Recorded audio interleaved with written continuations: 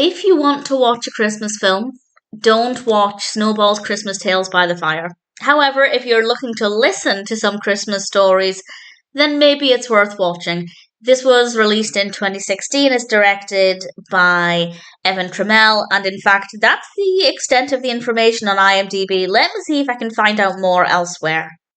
Okay, so the extent of the information I found is that it's also written by Evan Tramel and it stars Nathaniel Rose. And I assume that means that Nathaniel Rose is narrating this, but if anybody has any information to the contrary, please feel free to let me know. And it starts off with an adorable dog, Snowball, this beautiful snowy white dog sitting behind a book. And then the dog narrates the stories. And the stories are absolutely fine. They're festive. We have some nice festive music. It's absolutely pleasant to listen to. I don't like, well, it's not so much that I don't like listening to things, it's that I need visual stimulation or I need to be doing something else at the same time. But I'm not the kind of person who can just lie in bed, put in some headphones and just listen to something. So for me, this was not going to be engaging. But the stories are decent enough, they're festive themed, and they're okay. The visuals on screen are very beautiful.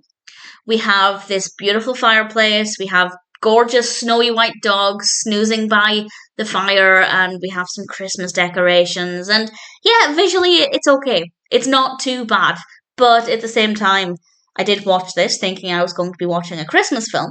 I assumed it would be a sort of anthology of Christmas stories, which it is, I guess, an anthology of audios, but it's not necessarily what I was hoping for.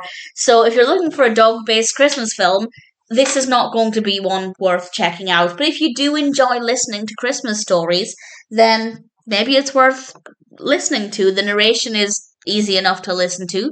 The stories are sweet enough, and I'd say it's not a bad one for certainly for young children. I think it could be something to put on at bedtime, maybe if they're wanting to listen to something as they fall asleep. The visuals, you don't need to look at them, of course. So I was disappointed, but if you know what you're getting into, then maybe it's worth checking out. If you're looking to listen to some festive stories, and again, I do think it's more suitable for younger children, but obviously I was going to say older viewers, older listeners can also benefit from listening to things that are maybe not too intense, not too complicated, just something nice and relaxing if that's the kind of thing you enjoy. And certainly this is going to deliver on that.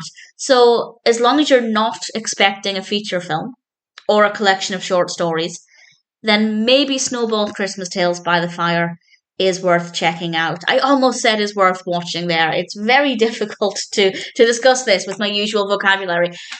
It's not great as a film because while the images are attractive, it's not a film. But if you want to listen to some Christmas stories and occasionally look at some cute dogs snoozing by a fire, then sure, maybe it's worth checking out.